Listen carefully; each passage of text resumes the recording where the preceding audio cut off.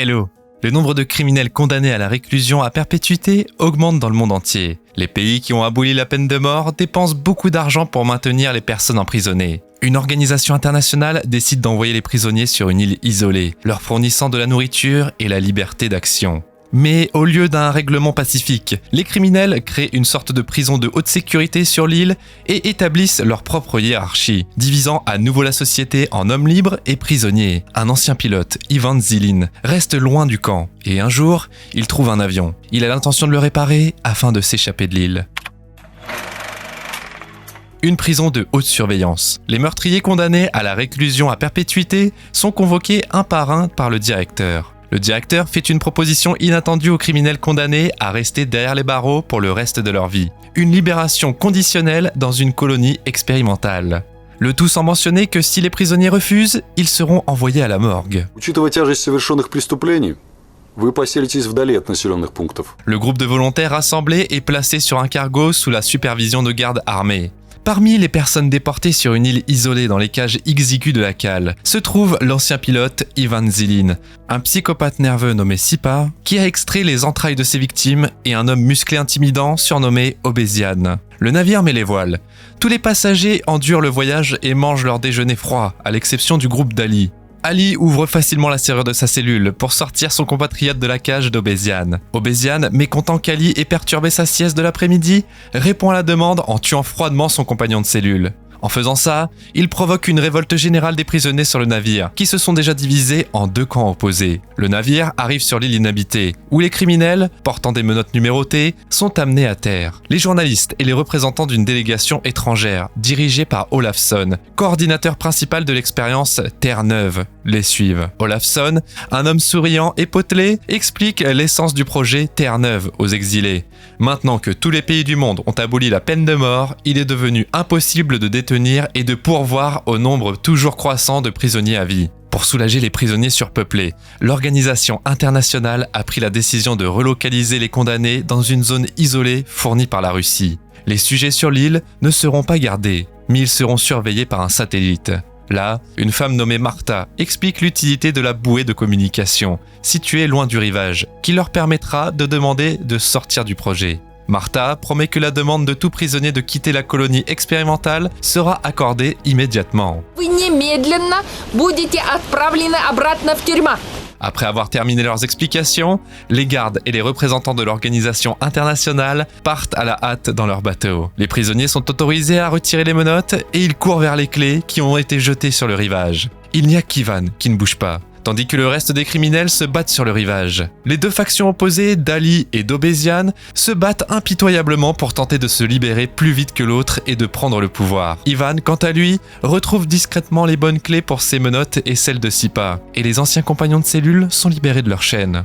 Bientôt, les haches laissées par la délégation entrent en jeu, et le gang d'Ali les saisit dans l'espoir de détruire leurs adversaires. Mais les haches s'avèrent être émoussées. Malgré ça, ça aide le gang d'Ali à prendre le dessus, et il pousse tous ceux qu'ils n'aiment pas à l'eau, les forçant à abandonner leurs clés. Après avoir pris le pouvoir, Ali change vite de vêtements. N'ayant pas l'intention de rester longtemps sur l'île, il ordonne à ses hommes de main de préparer les bateaux pour le départ. Mais avant ça, il décide de traiter avec Obesian, qui avait tué son compatriote sur le navire. Il cherche l'homme musclé dans la foule, mais saisissant le premier prisonnier qu'il rencontre, il rencontre une résistance inattendue. Les criminels qui ont été poussés dans l'eau ont ramassé des pierres, lançant des pierres à leurs ennemis. Ils se précipitent à nouveau dans la bataille. Dans un affrontement mortel pour le pouvoir sur l'île, Ali et ses hommes de main, qui sont restés sur le rivage, sont tués. Les mêmes bandits qui ont essayé de partir se noient dans les puissantes vagues côtières. La rébellion sur l'île s'éteint. Les criminels commencent à trier avidement la nourriture qui leur a été laissée, qui suffit pour 3 mois. Tandis que d'autres s'emparent de vêtements et de nourriture et sécurisent leur place dans la caserne. Ivan emporte son sac de voyage, le remplissant de conserves et d'outils.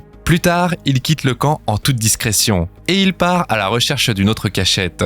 Ivan court aussi loin que possible du camp et il s'arrête au sommet d'une falaise rocheuse où il trouve un sorte de toit au-dessus de sa tête. Ici, il se souvient amèrement de sa famille décédée. Sous son petit toit de pierre, Ivan organise son camp personnel. Il construit un foyer et chasse la faune, qu'il gère avec expertise. Mais sa solitude paisible est interrompue par l'apparition soudaine du psychopathe Sipa, qui s'est également échappé du camp. Épuisé et affamé, il demande à Ivan la permission de rester avec lui, promettant de bien se comporter. Сегодня хорошо, а завтра кишки на шею намотаешь. Ayant pitié de l'homme, Ivan permet à Sipa de rester, et il lui donne de l'oiseau rôti, où le gars enfonce furieusement ses dents. Après avoir rempli son estomac, Sipa commence à contempler la mort. Debout sur le bord d'une falaise, Sipa dit qu'il est prêt à mourir là, tout de suite, et que la seule raison pourquoi il a peur de mourir, c'est parce que l'au-delà est surpeuplé. Il pourrait se perdre dans la file pour aller en enfer, où le fou a tant envie d'aller, l'empêchant de se mettre au travail pour les démons. Sipa se demande pourquoi Ivan continue à vivre, ce à quoi l'homme répond qu'il veut aller au paradis pour rejoindre sa famille. Comme il ne sera pas en mesure d'expier ses péchés sur terre, la seule issue possible, c'est d'être enterré à côté de sa famille, ce qui lui permettra de revoir sa famille dans l'au-delà. Ivan commence à faire un peu plus confiance à Sipa et il se couche sans crainte. Mais en se réveillant, il remarque que sa photo de famille est manquante et il attrape Sipa dans un acte méprisable. Énervé, il frappe le gars qui a profané le seul souvenir de sa famille décédée, malgré les gémissements pathétiques du fou. Après le conflit, les partenaires forcés partent à la chasse. Ivan, armé d'une lance de bois tranchante, a l'intention d'attraper des poissons avec. Mais dans leur recherche de nourriture, les partenaires tombent sur quelque chose de plus précieux, sur un glacier voisin. Les partenaires trouvent un avion écrasé numéroté 33, ce qui attire immédiatement l'attention de Sipa, obsédé par les chiffres. Это две жопы. С таким номером катастрофа неминуема. Il propose à Ivan de changer le numéro, de prendre l'avion et de s'envoler. En attendant, il laisse la découverte et retourne au camp, ramassant du bois pour le feu sur le chemin. 2 mois d'errance fastidieuse plus tard, le feu de camp et les vêtements chauds laissés par la délégation ne les aident plus à les protéger du froid hivernal qui approche. Les partenaires décident de retourner au camp et de voler au charbon pour ne pas mourir de froid. Épuisés, ils se mettent en route pour le voyage fatigant. Pendant ce temps-là, une nouvelle prison a été formée dans le camp au cours des 2 mois, dirigée par le voyou Obézian. Tous les colons sont divisés en catégories. Il y a des prisonniers qui vivent dans des casernes froides et ne peuvent marcher qu'en territoire fermé, et les colons libres qui profitent de la vie du mieux qu'ils peuvent. Ivan et Sipa se dirigent vers le camp. Gelés et fatigués, ils sont tentés par l'occasion de se réchauffer à côté de l'immense cheminée installée près de l'entrepôt de charbon. Réchauffés par la chaleur des pierres, ils s'endorment tandis que la fin de la promenade est annoncée parmi les détenus du camp. Le jeu fatal de « T'es dernier, tu crèves » commence. Les criminels se précipitent désespérément dans la caserne, car selon les règles du jeu, le dernier prisonnier sera tué et mangé par les autres.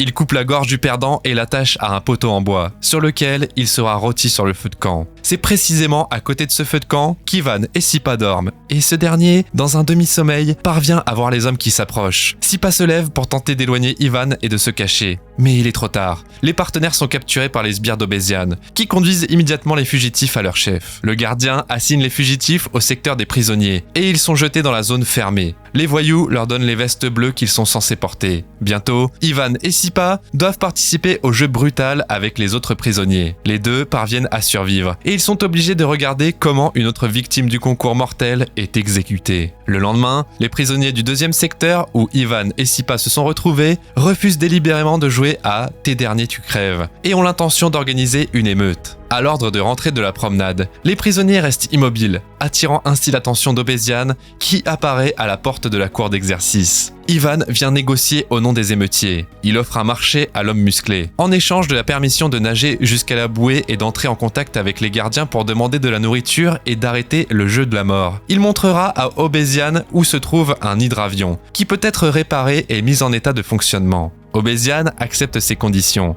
Les portes s'ouvrent et les prisonniers sont libérés. 4 d'entre eux, menés par Ivan et Tolia, l'homme de main d'Obézian, se dirigent vers la bouée. Les fortes vagues les empêchent de s'approcher facilement du dispositif. Et une fois qu'ils ont réussi à grimper dessus, ils se rendent compte que la bouée fonctionne mal. Pendant ce temps-là, sur le rivage, Obézian ordonne aux autres prisonniers de retourner à la caserne, ce que les prisonniers, maintenant libérés, refusent de faire. Les gardes locaux effectuent donc une exécution démonstrative et la foule terrifiée se précipite vers leur cage. Obézian attend le retour des 4 personnes qui sont parties à la bouée, ayant convenu à l'avance. Ils lui disent que la pétition pour envoyer de la nourriture a été acceptée.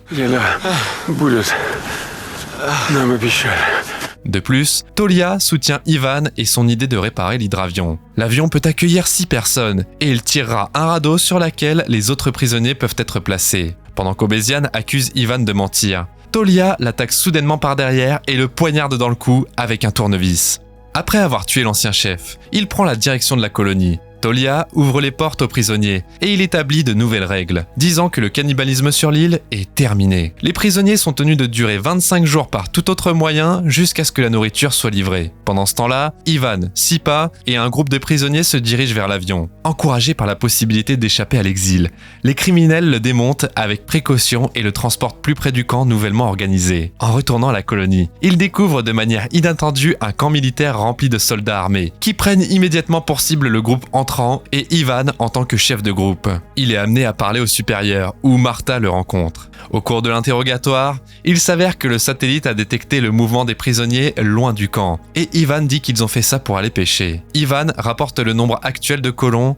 Sur 206 personnes, seulement 87 sont encore en vie. Ivan dit aussi qu'aucun des survivants n'a l'intention de quitter le projet. Ils demandent de l'essence sous prétexte de faire fonctionner un générateur de chaleur, dont ils ont besoin en raison de l'apparition imminente de nuits polaires froides. Ayant obtenu du carburant, les prisonniers continuent de réparer l'hydravion et, grâce à leur travail coordonné, ils parviennent à faire tourner le moteur. Mais l'excitation ne dure pas longtemps. Un nouveau groupe de prisonniers américains, dirigé par un dur à cuire menaçant, auquel tous les nouveaux arrivants obéissent sans aucun doute, sont ramenés à terre. Ivan sort pour négocier avec lui, mais le grand homme refuse de serrer la main et attaque Ivan par derrière. Une escarmouche armée éclate tout de suite entre les groupes, d'où Tolia tire à la hâte Ivan, qui est blessé. Les autres se battent désespérément jusqu'à la mort, tandis que Martha observe froidement ce massacre sanglant à travers des jumelles. La femme contacte ses commandants et reçoit la permission d'exterminer les prisonniers. Le navire à proximité commence immédiatement à leur tirer dessus. Malgré l'attaque inattendue, plusieurs personnes restent en vie,